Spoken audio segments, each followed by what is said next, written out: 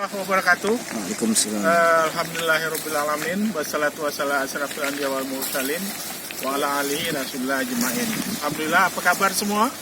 Alhamdulillah. Saya mendapatkan saudara-saudara dalam keadaan sehat walafiat dalam kondisi kita hari ini. Tapi hari ini kita tetap terus berkontribusi dalam bentuk dalam dunia marketing.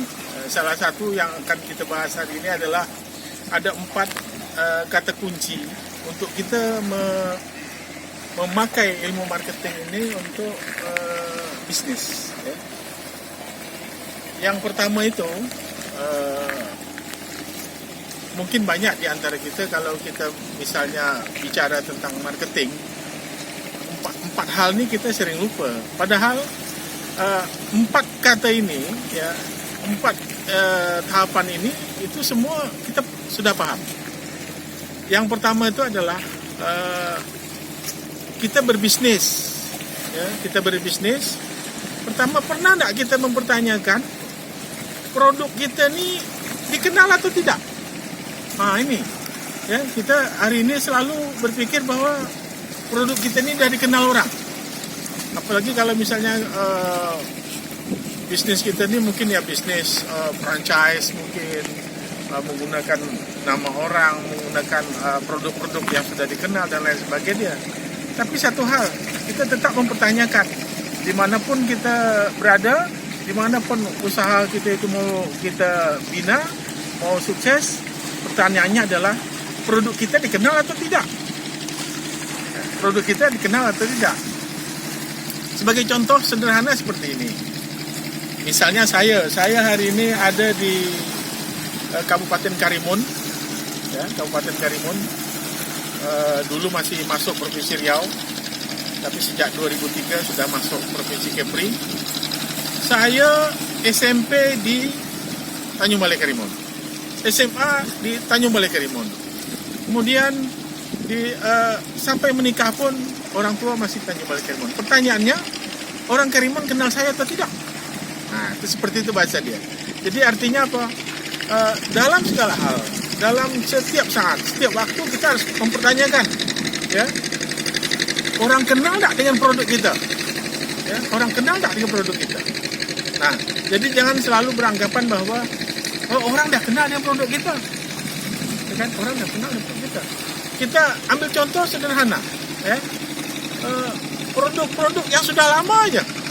Seperti Pepsodent, ya kan? Kemudian kalau sampo Sunsil misalnya, ada deterjen Rimso, atau misalnya ada minuman Aqua, ya kan? Atau misalnya yang lain-lain seperti kalau makanan mungkin apa KFC dan lain sebagainya. Kita lihat, ya, berhenti tak dia untuk memperkenalkan diri supaya orang kenal dengan produk dia, ya kan? Kita lihat sampai hari ini dia terus melakukan apakah namanya itu iklan, apakah itu namanya promosi, apakah itu namanya dalam bentuk-bentuk misalnya billboard, kemudian muncul di TV dan lain sebagainya. Intinya apa? Intinya dia ingin bagaimana produk dia tetap dikenal. Nah ini, jadi poin pertama dalam marketing itu adalah, ya, bagaimana supaya kita dikenal. Oh, nanti akan ada pertanyaan, apakah ini bisa dipakai untuk selain produk? Bisa. Misalnya kita lihat dalam pilkada misalnya, ya kan? Dalam pilkada, dalam pilpres dan lain sebagainya. Apa yang dilakukan? Yang dilakukan adalah bagaimana orang supaya kenal dengan kita. Ya. Kalau kita diam saja, tunak saja, tidak ada kreativitas dalam hal untuk mengenalkan diri kita, siapa yang akan milih kita? Nah, itu contoh. Itu contoh kalau kita bicara marketing dalam dunia politik, ya kan? Jadi intinya apa? Apapun kita harus usahakan, ya. Apapun harus kita usahakan, ya.